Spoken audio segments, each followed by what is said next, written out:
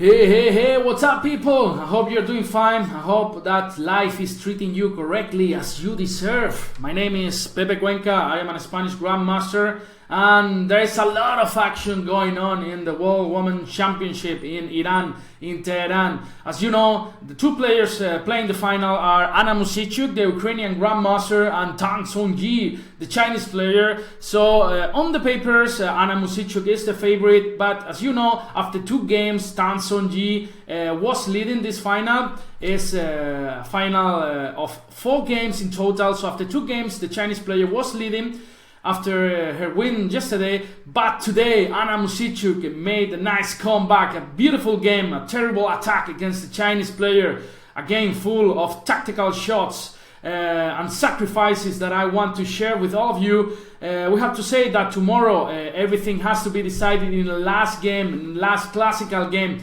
If they make a draw, then they'll have to break this tie in the rapid games in the tiebreak, and later blitz games or even Armageddon in the last case. But yeah, let's cut the bullshit and then let's just focus on this nice game where Anna had the white pieces and she decided to open with e4. The Chinese player replies with e6, the French defense. Now white occupies the center by playing d4, d5, and a lot of options here available for white. So you can play e5, the advanced variation. You can also play knight d2, the Tarrasch variation. Or you can play, for example, here, if you don't feel like going for the win, you are just happy with a draw, you can play e takes d5. But of course, Anna had to go for the win, and he doesn't choose this choice. And finally, she opts for playing knight c3. Again, a lot of options for black here. You can take on e4, bishop b4 would be entering in the Binauer variation. And the Chinese player played knight f6, the classical French. Again, you can play bishop g5 here, pinning this knight, or e5, gaining some space in the center as Anna Muzychuk did. So knight f d7. Normally black wants to strike in the center by playing c5 in the next move. Just put in some troubles in this pawn chain, so that's why white has to reinforce it by playing f4, putting Facundo on the board already quite soon. And now c5 striking on the center, knight f3, knight c6 development, bishop e3, and again, different options available for black here in this position. You can play c takes d4. This is one move that I used to play a lot, knight takes d4 and bishop c5. So black normally castles this side, and now white does the same on the other side of the board. So let's say queen d2, short castle, long castle, and then white tries to create some sort of attack against the black king. On the contrary, we have to say here that this bishop is the worst piece for black, clearly, right? So it hasn't got any good diagonals. So normally one of the plans for black is actually trying to exchange this bad bishop for this beautiful bishop that can land on d3 and put some attack on the h7 pawn. That's why black normally tries to, after taking some piece on d4, normally black tries to play a6, b5, b4, a5, and bishop a6. But this is another story, right? You can also play here a6, the classical plan, aiming to go b5, etc. Or even queen b6. There's a lot of theory here after this move. But the move that is becoming very trendy in this line is the move bishop e7. And this is what the Chinese player played. The idea is just to keep the tension in the center, just black aims to go short castle, then always keeping in mind this plan of exchanging this bishop by playing bishop a6 in the future. And queen d2 was played by Anna Muzychuk and short castle. Now guys, there is a really common mistake here that happened to many people, and I include myself because I just lost a game in a really similar position against Bartel Mateus, the super Polish Grandmaster. So in some position like this, I went long castle, and this is actually a huge mistake. It looks so natural, right? But the thing is that black has this extra option of closing with Carlitos, with the c pawn, and now the black attack is just actually is terrible. They're gonna play b5, sacrificing the pawn. There are rook coming to b8, the queen coming to a5, and actually it's so difficult to play from the practical point of view with white pieces here that basically you are almost lost here in this position. So after short castle, there are again different options. So for example, bishop e2, aiming to go short castle. There are some nice regroupments maneuvers like knight d1, knight f2, reinforcing the center with c3. But also the move that Anna played, d takes c5, aiming to go long castle in the next move, so black cannot actually close the position with c4. Again, the most played move here is the move knight takes c5. Let's say a long castle, a6, queen f2, b6, king b1, queen c7. There are different games. For example, Ponomariov versus Ganguly, among others. But after d takes c5, the Chinese player took with the bishop. Bishop takes c5 and short castle. And another common mistake here in these types of positions is that some players with black, mostly if they're facing stronger opponents, they want to exchange everything. So let's say queen b6, knight d4, and they're happy with this endgame. But this endgame is actually much better for white. The difference is, of course, these two bishops. So that's why black should never go for these types of positions. So instead, the Chinese player played queen a5, and now a3. This is a move that has a clear purpose. So in the future, you will love to play a bishop on d3, just targeting the h7 pawn. So this way, you just avoid this knight coming to b4. And of course, in some positions, black has to put an eye on this b4 fork. Now it's not possible because of the a3, the pawn is hanging. And you should never be afraid of this sacrifice on a3, because you can just take. If black wants to give you perpetual, you can just hide on a1 and then put a knight on a2, and there is no perpetual. So after a3, the most played move here in this position was a6. This was not the choice from the Chinese player. Let's say after knight, bishop takes c5. If black takes with the queen, now bishop d3 is interesting. If black takes with the knight, you can just play queen e3, aiming to go f5, for example. If black plays bishop d7, you can go f5, and now the d5 pawn is hanging. If black doesn't take on f5, you can go f6, and this is a lot of pain for black, right? So after a3, Tang decided to play bishop e7. So just removing this bishop back. Now maybe she can use this square for the knight. And here is where Anna played a novelty. In this position, white had played before king b1, really natural move. But bishop d3 was played by Anna Muzychuk, just putting an eye on this h7 pawn. And we're gonna see a similar game to the one that we saw once in I think it was Dortmund 2016. It was a game between Kramnik and Rainer Buhmann. Rainer, the German grandmaster, and Vladimir Kramnik. It was really nice game. So I also recommend you to check that game, because the ideas are quite similar.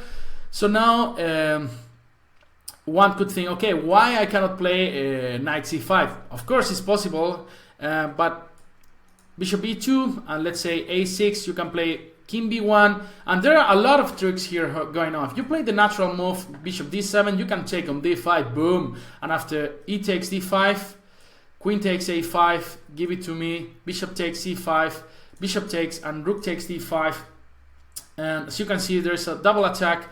White is gonna regain one of the pieces with 2 pawns up, so white is much better. But instead, the Chinese player, she opted for a6. Now, from this point, we are gonna see a lot of sacrifices and tactical shots. So a6 was played, and now h4. The idea is quite simple about this move. Not only you want to push, but also after knight g5, if white forces black to take on d5, then this fight would be open. And this is actually, of course, much important than to take with the f pawn. That doesn't open any important files, right? And the Chinese player didn't care much about the possible attack, and she played b5, which was a mistake, We know that it's always easy to talk outside the board, then we go to the board and we make thousands of mistakes, right? But actually black had to do something about the tactical sacrifice, tactical shot. Bishop takes 8-7. So let's try to analyze all the possibilities. Actually, it's not that simple, because you play 8-6, you are given another breakpoint, let's say king b1, b5 and g4, and this is crazy, but I'm more afraid of white's attack. And if black plays f5, you can play just straight away g4, and after 8 takes e4, boom, knight g5, putting an eye off the 8-7 pawn. And actually you are forcing black to take on g5 because the e6 pawn is hanging, right? So let's say bishop takes e5, h takes, and g6. Now you can play queen h2, and you are forcing black to go rook f7 and brutal move. Bishop takes g6, sorry, just winning on the spot. So black can also play f6 in this position. After h4, black can also play f6. But after e takes f6, if you take with the pawn there, after king b1, g4, g5, actually black is in a lot of trouble. And if you take with the knight back, you can even play positional by playing king b1 and rook h, e1. And it's clear that black has a lot of weaknesses. Let's say this e6 pawn, the e5 square, knight g5 is also coming, g4 in many positions. So this is from the practical point of view, I would say it's much easier to play with white, right? So after h4, b5 was played, and now really an amazing combination from Anna Muzychuk. Bishop takes h7.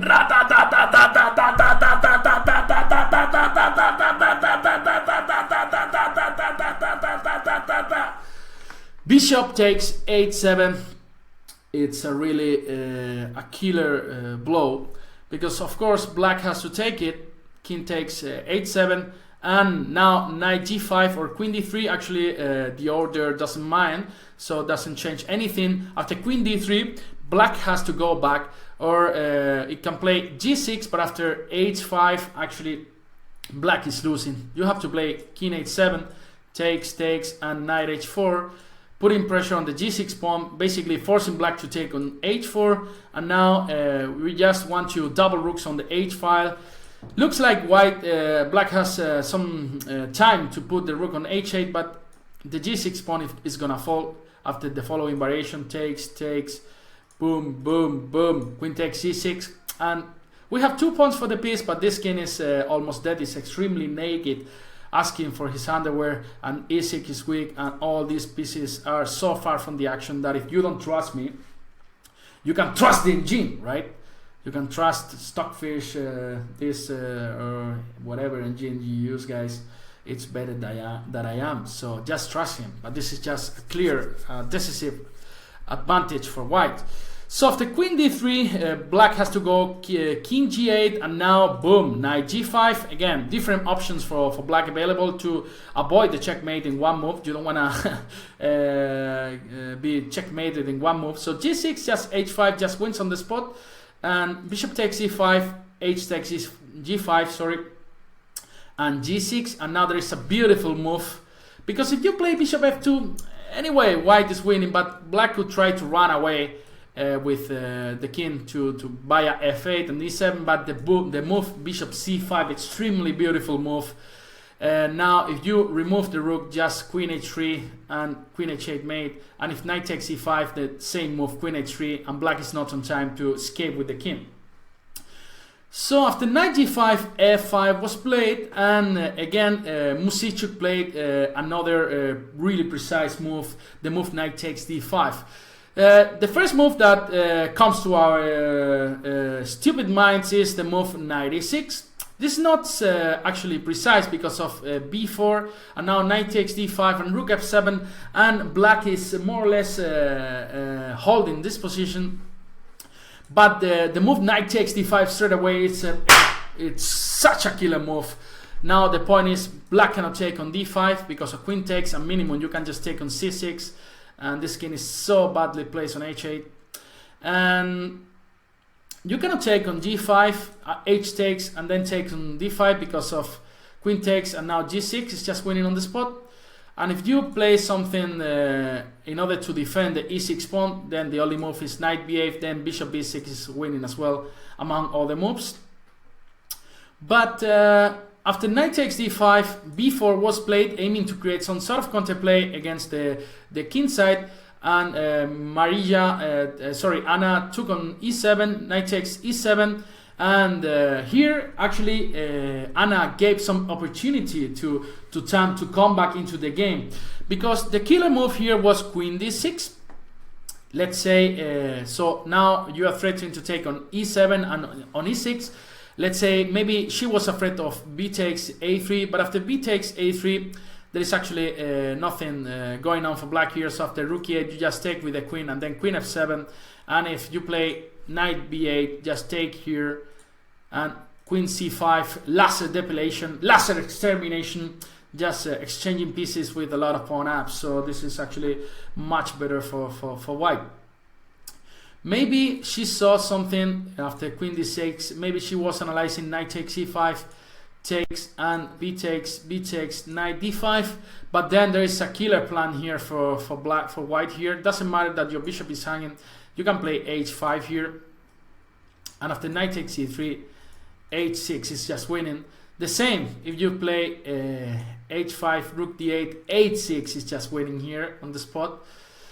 So if you take the rook h7 right here in this position, and then followed by knight f7, but she got scared somehow, and she went and played bishop d2. This is a really human move, because you don't want to allow any openings, any opening files against your king. So bishop g2, just aiming to go bishop takes b4 in the next move, right? The e6 pawn is hanging. But then at this point, there was a really nice move from Tan, who actually allowed her to stay in the game.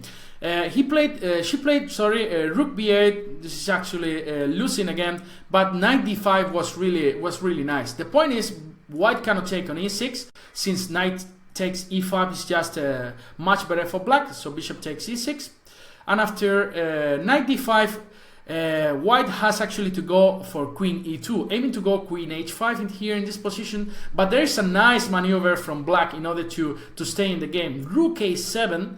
And now after queen h5, the point is you can play knight d f6, and after takes you can take with the g pawn. Now covering the h7 square, and after king b1, this is extremely unclear, and a lot of moves to do yet, right? But instead she played, after bishop d2, she played rook b8 here in this moment, and now she saw the killer move, queen d6. Black cannot even open files now, and she went for queen c5, and then bishop b4 was played, enough to win the game, because after queen takes, bishop takes, double attack to the rook and the knight. There is a whole knight hanging here, so that's why she decided to go for knight g6, knight take e6, and there are so many rooks hanging in this position, right? The f8 move, the f8 rook, sorry for my pronunciation, guys, the rook on b8. This is just winning for white, and rook e8 was played, bishop b8, give me that, give me your rooks, baby, who's your daddy?